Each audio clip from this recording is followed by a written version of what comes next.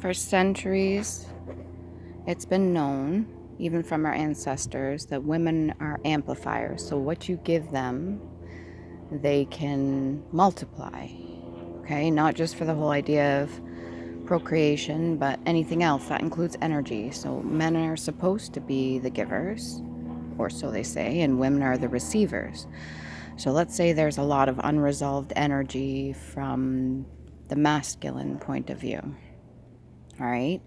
And when that happens, the women are kind of like, um, well, they're receivers. They're like almost like sponges. So they absorb. And let's say there's a masculine energy that's more in his feminine, and he's unbalanced and he has a lot of unresolved trauma, or and this could be vice versa, but I'm just saying this for the way that naturally happens with men and women, or masculine and feminine.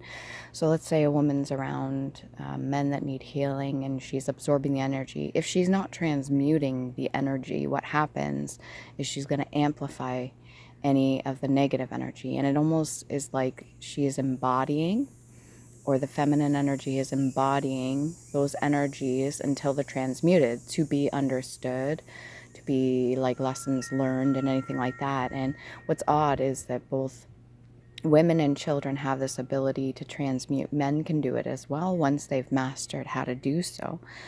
But naturally, women are supposed to multiply whatever you give them. So let's say it's like a healthy relationship. So masculine is able to provide certain things, and a woman will multiply that and even make it even better, just by the energy alone, not just the physicality of it, not just the 3D, but the spiritual aspect of it as well. And women usually were consorts, and they're usually tapped into the spiritual realm, so they're able to guide and help when it comes to the spiritual side of things, and men are more so elected to be the protectors here in the physical. And what I'm getting at is that there's occasions where women are embodying certain masculine traits or masculine energy, which they have to transmute, because if not, then they're almost like held accountable for it. It's almost become like a label, or they embody that energy, and that's what they are showing in the physical 3D, which can be problematic because you could have a woman that's done nothing at all necessarily wrong or incriminating, but when they're around certain energies, she's going to amplify it. Just like as we have stones and crystals, each with their own individual signature and energy, they amplify. And that's why when you use certain stones or crystals, you have to know which one works for you. You have to know how to cleanse them, because some of them hold on to energy. You have to know how to not make them clash, because certain gemstones will clash with other gemstones, and so on and so forth. Certain people are good with certain times of the day, and they're good with certain elements, and they're good with certain amplifiers.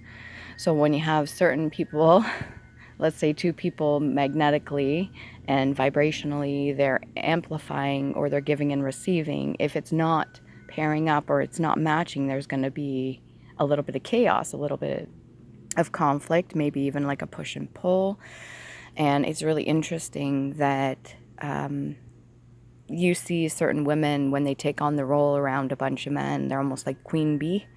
Now, when they're resonating really high and they're able to transmute the energy and keep everything at a nice, peaceful, calm pace, everything's flowing good, they're able to transmute it. But a woman that is not healed, or not doing her healing work, or not able to transmute, maybe she's never been taught that, is going to take all that negative energy and kind of amplify it. And she'll even start mirroring that and reflecting that externally as well. And you see that a lot with the roles being reversed with certain men that haven't mastered themselves and got their duality of the masculine and feminine balanced with their energy.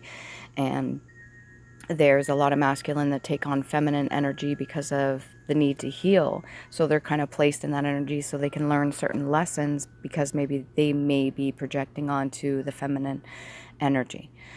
So in order to learn anything, it's almost like their higher and lower self have gotten together, and they're being forced to be in the feminine energy to get a better understanding of that opposite energy And same with the women, the ones that are taking on to be protectors for themselves, protectors for the family, or providers, or ones that give, give, give, give, give. When women naturally, or feminine energy naturally, is supposed to be receiving to amplify and to multiply. So I don't know if you understand this. If you do, like, share, subscribe. That's cool. Welcome to my channel. If you haven't been here, I do all sorts of things, art, music, singing, dancing, and I also do tarot readings as well. If you want something personal, just reach out to me in the links provided, okay? You guys remember to love you. Please do.